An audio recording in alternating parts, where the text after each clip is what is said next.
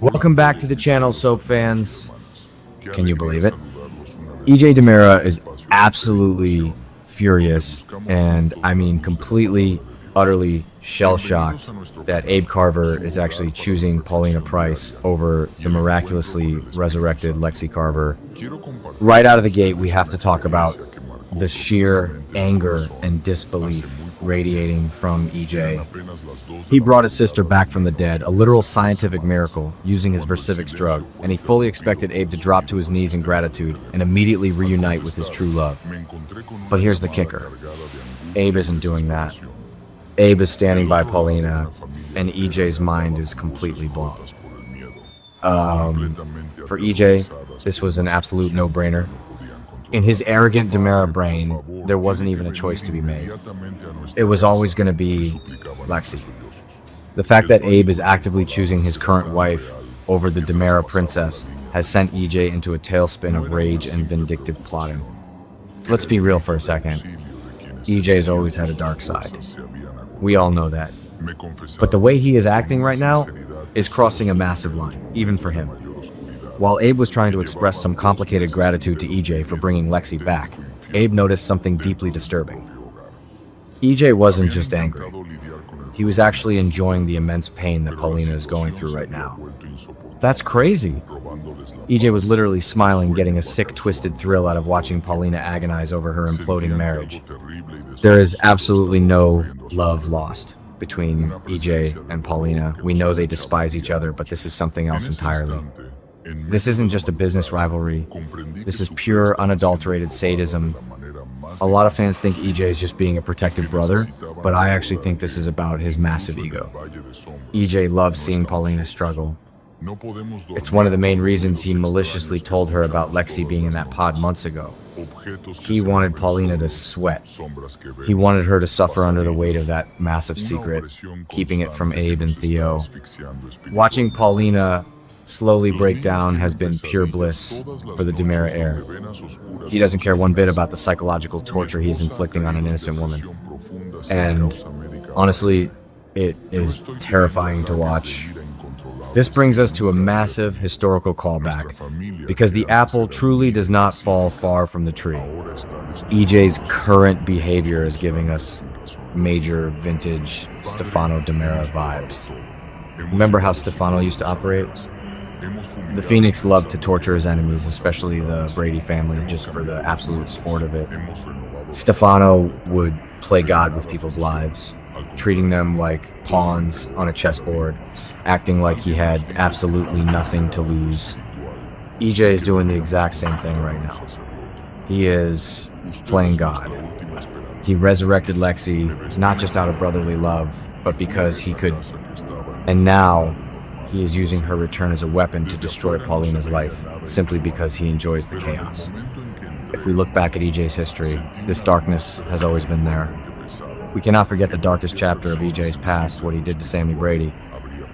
He forced himself on Sammy, which ultimately led to the birth of Johnny. EJ didn't hesitate. He didn't care about consent or morality, he simply wanted Sammy, and he took what he wanted, consequences be damned. That is the core of EJ DiMera. He operates on a level of extreme selfishness that is honestly breathtaking. Now, I know what some of you are thinking, but wait, didn't EJ change? For a while, it certainly seemed like it. After the explosion, when he was recovering in Italy from those horrific, life-threatening burns, we thought the trauma might have softened him. When he first returned to Salem, he seemed a bit more grounded, a bit more human. A lot of fans were rooting for a redemption arc.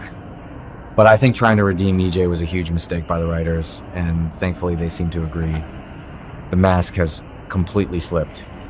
EJ has reverted to his true nature, doing whatever is best for his own agenda, no matter who gets destroyed in the process. Just look at his recent track record. Think back to the absolute circus of Johnny's trial last summer. Think about what EJ did to Belle and Chanel in that courtroom. He was ruthless. He didn't care that Chanel was his son's wife, or that Belle was caught in the crossfire. Just like his father, EJ does exactly what he wants, with zero regard for the collateral damage. Even when his own son Johnny stopped talking to him, or when Johnny was literally shot and almost died, EJ did not change his tune. He doubled down. He kept pushing forward with his revenge plots and his corporate greed. The more EJ becomes obsessed with his own agenda, whether it's his pure hatred for his sister Kristen, or his dangerous obsession with making millions on the black market with his Versivix drug, the more evil and dark he becomes. And you know what?